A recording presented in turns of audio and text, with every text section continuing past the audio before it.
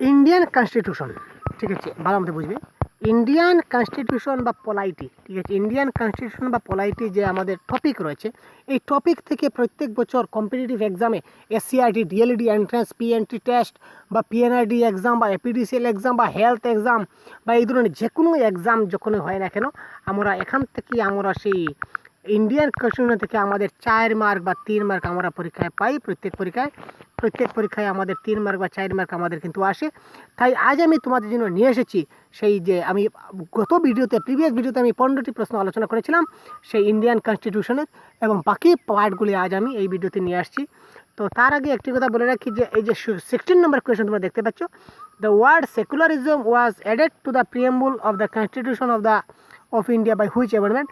এই যে প্রশ্নটি আমি আগের ভিডিওতে তোমাদের হোম টাস্ক দিয়েছিলাম, তোমরা অনেকে আমাকে কমেন্ট করে দিয়েছো, আবার অনেকে কমেন্ট করোনি। তো যারা পেরেছো তাদেরকে অসংখ্য ধন্যবাদ। যারা এই প্রশ্নের আনসারটি পারছো না, তো তোমাদের জন্য বলে রাখি আনসারটি আমি দিয়ে দিই, পরবর্তীতে আজকের আলোচনায় যাচ্ছি। তো the word secularism was added to the preamble of the constitution by amendment, সেই আনসারটি হবে 42nd amendment, option number B. Option number B 42তম সংবিধান সংশোধনের মাধ্যমে সেকুলারিজম সেটি ভারতের প্রিএম্বলে স্থান লাভ করেছিল। তো এই প্রশ্নের কারেক্ট অ্যান্সার হচ্ছে 42nd। তোমরা যারা কমেন্ট করেছো তোমাদের অসংখ্য ধন্যবাদ, এবং যারা কমেন্ট করোনি তাদেরকেও ধন্যবাদ। The right to property is included in article, আজকের প্রথম প্রশ্ন, right to property is included in which article. তো রাইট টু প্রপার্টি যেটি রয়েছে সেই সম্পত্তির অধিকার, সেটি কত নম্বর আর্টিকেলে দেওয়া আছে? তো 17 নম্বর প্রশ্নের কারেক্ট অ্যান্সার কোনটি হবে? 32, 31, 19, 14। তো এখান থেকে কারেক্ট অ্যান্সার কোনটি হবে আমাদেরকে বের করতে হবে। কারেক্ট অ্যান্সার হবে option number C 31, option number C 31, এই অপশনটি হবে আমাদের কারেক্ট অ্যান্সার। তো right to property is included in article 31। তো right to property was remove from fundamental rights by which amendment. আমি আগের ভিডিওতে বলেছিলাম বা আজকে আবার বলছি যে রাইট টু প্রপার্টি যে একটি রাইট ছিল, এই প্রপার্টি আগে যখন আমাদের সংবিধান যখন তৈরি হয়েছিল, according to Indian constitution formed, যখন ইন্ডিয়ান কনস্টিটিউশন সেটি গঠিত হয়েছিল তখন রাইট টু প্রপার্টি সেটি ফান্ডামেন্টাল রাইট ছিল। কিন্তু পরবর্তীতে একটি সংশোধনের মাধ্যমে সেটিকে সেই ফান্ডামেন্টাল রাইটস থেকে রাইট টু প্রপার্টিকে অ্যাবলিশ করে, সেটিকে ডিলিট করে, সেখান থেকে কেটে তাকে একটি লিগ্যাল রাইট বানানো হয়, অর্থাৎ রিমুভ করা হয় সেটিকে ফান্ডামেন্টাল রাইটস থেকে। তো এখানে আনসার প্রশ্ন বলেছে যে কত নম্বর সংশোধনীকে সেটা করেছে, 20th, 44, 25 না 42nd। তাহলে আনসারটি কত হবে? আনসারটি হবে 18 নম্বর প্রশ্নের কারেক্ট আনসার হবে 42nd অ্যামেন্ডমেন্টের, অর্থাৎ option number D. Option number D হবে আমাদের correct answer. Right to property was removed from fundamental rights by which amendment? 42nd। তো এই প্রশ্নগুলি কিন্তু মোস্ট ইম্পর্টেন্ট কম্পিটিটিভ এক্সামের জন্য, পলাইটির প্রশ্ন বেছে বেছে তোমাদের জন্য যেগুলি মোস্ট ইম্পর্টেন্ট এবং প্রত্যেক বছর পরীক্ষায় যেগুলি আসে সবগুলি নিয়ে আমি ডিটেলস আলোচনা করছি। তো ভিডিওটি একটু স্কিপ না করে সম্পূর্ণভাবে দেখতে থাকো। Part 4A of the Indian constitution deals with, ঠিক আছে। তো ইন্ডিয়ান কনস্টিটিউশনের যে পার্ট 4-এর এ রয়েছে, part 4A of Indian constitution সেটিকে কি ডিল করে সেটি আমাদের বলতে হবে, সেটি কি ডিল করে, ঠিক আছে। তো 19 নম্বর প্রশ্নে কোনটি আনসার হবে? Fundamental duty, directive principle, state policy, fundamental rights না সিটিজেনশিপ, ঠিক আছে। তো পার্ট 4-এ আমাদের রয়েছে ফান্ডামেন্টাল ডিউটিস, অপশন নাম্বার 1 হবে আমাদের correct answer. Part 4A of the Indian constitution deals with fundamental duties. যদি তোমাদের জানা না থাকে অবশ্যই তোমরা জেনে নেবে, কারণ এই প্রশ্নগুলি কিন্তু সবচেয়ে বেশি ইম্পর্টেন্ট এবং অনেকবার এই ধরনের প্রশ্ন পরীক্ষা এসেছিল। The procedure of amending of the constitution of India is, যে অ্যামেন্ডিং যে করা হয়, অর্থাৎ অ্যামেন্ডমেন্ট সংশোধনী যে করা হয় ভারতের সংবিধান, এই সংবিধানের যে প্রসিজিওর যে পদ্ধতি, সেটি রিজিড, পার্টলি রিজিড, ফ্লেক্সিবল না none of the this.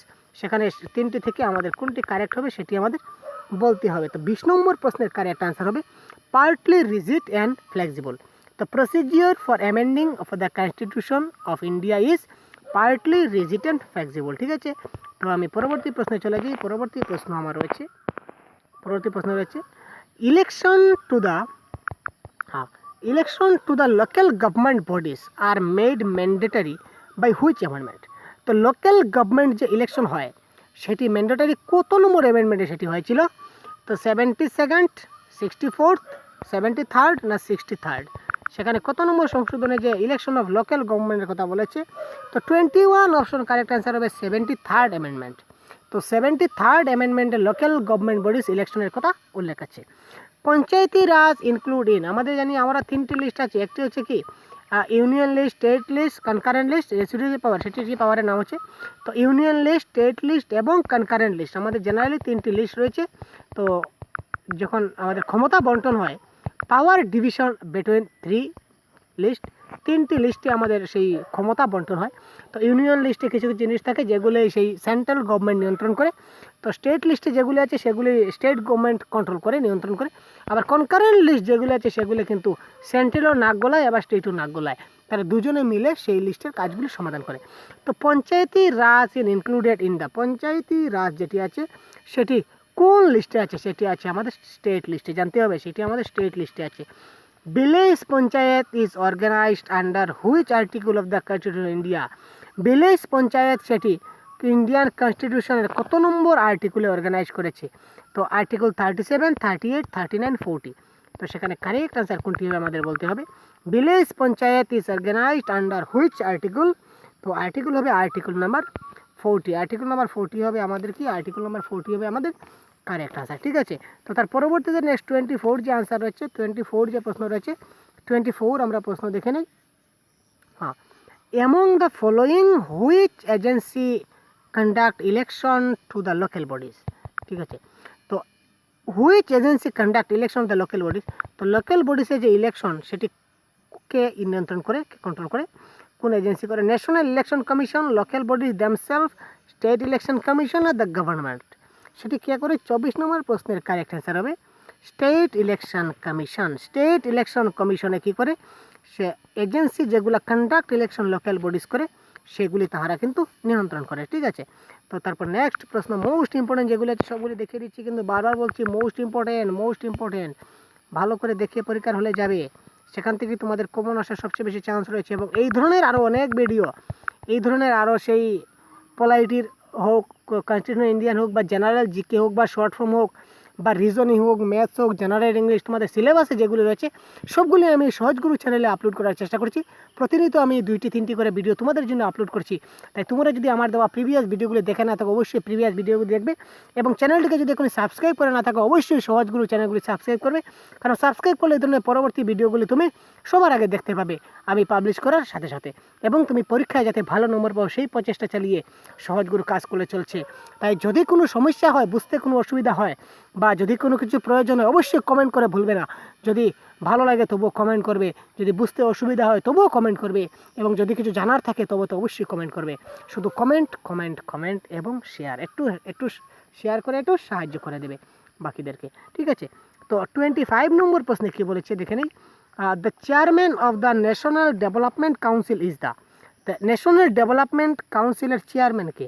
National development কাউন্সিলের chairman prime minister, vice president, president, governor. চারটি থেকে কোনটি কারেক্ট হবে তোমরা আমার সঙ্গে সঙ্গে একবার ভাবো। সেটা হচ্ছে প্রাইম মিনিস্টার। ঠিক আছে, এবার থেকে একটু সিস্টেম একটু চেঞ্জ করবো। আমি যখন প্রশ্ন পড়বো, অপশন বলবো, তখন তোমরা সঙ্গে সঙ্গে কিন্তু তোমরা কী করবে, আনসার কোনটি হবে তোমরা ভাববে। আমি 2 সেকেন্ড 3 সেকেন্ড সময় সেখানে বিরতি নেব, তারপরে তোমরা আমি আনসারটি বলে দেবো, তখন তোমরা আনসারটি শুদ্ধ হলো কিনা না তোমরা সেগুলি ম্যাচ করে মিলিয়ে নেবে। ঠিক আছে, তো who appoint the chairman of the finance commission? 26 নম্বর প্রশ্নে বলেছে, কি বলেছে? Who appoint the chairman of the finance commission? তো অপশন হচ্ছে the president, prime minister, council of minister, vice president. এবার তোমরা মনে মনে ভাবো তো আনসার কোনটি হবে। Who appoint the chairman of the finance commission? President হবে, না প্রাইম মিনিস্টার হবে, না council of minister, vice president হবে? ঠিক আছে, পেরেছো? ঠিক আছে, এবার আমি বলছি, দেখো তোমাদের সঙ্গে মিল খাচ্ছে কিনা না। সঠিক আনসার হচ্ছে দ্য প্রেসিডেন্ট। সঠিক আনসার হচ্ছে the president. The members of council of state of India is elected for a period of. The council of states যে রয়েছে, কাউন্সিল অফ স্টেটের যে মেম্বারগুলো ইলেক্টেড হয় তারা কত বছরের জন্য ইলেক্টেড হয়? তো সে 4 বছর, 6 বছর, 5 বছর, লাইফ টাইম। তারা কত বছরের জন্য সেই কাউন্সিল অফ স্টেট যে রয়েছে, কাউন্সিল অফ স্টেটের মেম্বারগুলো কত বছরের জন্য তারা নমিনেটেড হয় বা ইলেক্টেড হয়? সে 27 নম্বর প্রশ্নের কারেক্ট আনসার কোনটি হবে? ভেবে নিয়েছো? বাস আনসার হবে 6 বছর। ঠিক আছে, যদি তোমরা 5 বছর ভেবে থাকো তাহলে কিন্তু হলো না। একমাত্র কাউন্সিল অফ স্টেট বলতে আমরা 6 বছর বুঝবো। ঠিক আছে, কাউন্সিল অফ স্টেটের যে মেম্বারগুলি রয়েছে সেগুলি কিন্তু 6 বছর বয়সে তারা 6 বছর পর্যন্ত তারা কী হয়, সে ইলেক্টেড হয় 6 বছর জন্য। The president can not, Lok Sabha. আচ্ছা, প্রেসিডেন্টের লোকসভা কী করতে পারে না? ডিসলভ করতে পারে না, প্রিভিউ করতে পারে না, অ্যাডজর্ন করতে পারে না, সামন করতে পারে না। দ্য প্রেসিডেন্ট ক্যান নট, সেটি কোনটি আনসার হবে? প্রেসিডেন্ট অ্যাডজন হবে, প্রেসিডেন্ট কি হবে, অ্যাডজন। অপশন নাম্বার বি হয়ে যাবে আমাদের কারেক্ট আনসার। তারপর নেক্সট আমরা দেখে নিই, নেক্সট যে প্রশ্নগুলো রয়েছে, the duration of an ordinance issued by a president of India. ঠিক আছে, the duration of an ordinary issue এর president of India, president of India যে অর্ডিনারি ইস্যু করেন তার সময় কতটুকু থাকে? 6 week, 6 month, 1 year, 6 week from the date of assembly of the constitution. তো 29 প্রশ্নের কারেক্ট আনসার কোনটি হবে? একটু ভাবে নাও, তাড়াতাড়ি ভাবে নাও, তার সময় কম, তাড়াতাড়ি ভাবো। হ্যাঁ, option number D correct answer, ঠিক ভেবেছো, অপশন নাম্বার ডি হবে কারেক্ট আনসার। কারেক্ট আনসার হবে আমাদের কোনটি? কারেক্ট আনসার হবে 6 week from the date of the assembly of the constitution. All speeches made in the house of the people are addressed to, the house of the addressed কাকে, all speeches কাকে made করে? House of people, prime minister, ministers of parliamentary affairs, the speaker, the respective minister. তো 30 নম্বর প্রশ্নের correct answer কোনটি? আমরা জানি মাননীয় speaker, মাননীয় অধ্যক্ষ মহোদয়, মাননীয় স্পিকার। ঠিক আছে, এইভাবে আমরা টিভিতে দেখি। ঠিক আছে, যখন অধিবেশন হয় তখন আমরা দেখি my dear speaker, respected speaker, মাননীয় অধ্যক্ষ মহোদয়। তো সেখানে স্পিকারের নাম সর্বপ্রথম এলো হয়, স্পিকারকে উদ্দেশ্য করে সবগুলি কথা বলা হয়, স্পিকারের মাধ্যমে সবগুলি কথা বলা হয়। তাই সেখানে হাউস অফ পিপুলে সবসময় অ্যাড্রেস করে কাকে? তার স্পিকারকে, সেই সবাই কী করে অ্যাড্রেস করে, তার মোস্ট ইম্পর্টেন্ট প্রশ্ন। ঠিক আছে, তো তারপর নেক্সট প্রশ্ন দেখলেই, who promulgate ordinance in state, who promulgate ordinance of state, সেখানে আনসার কোনটি হবে? Answer governor, chief minister, president না চিফ জাস্টিস। সেখানে 31 নম্বর প্রশ্নের কারেক্ট আনসার কোনটি হবে? 31 নম্বর প্রশ্নের কারেক্ট আনসার হবে অপশন নাম্বার 1। অপশন নাম্বার 1-এ আছে কি? গভর্নর। তো গভর্নর হবে আমাদের কি?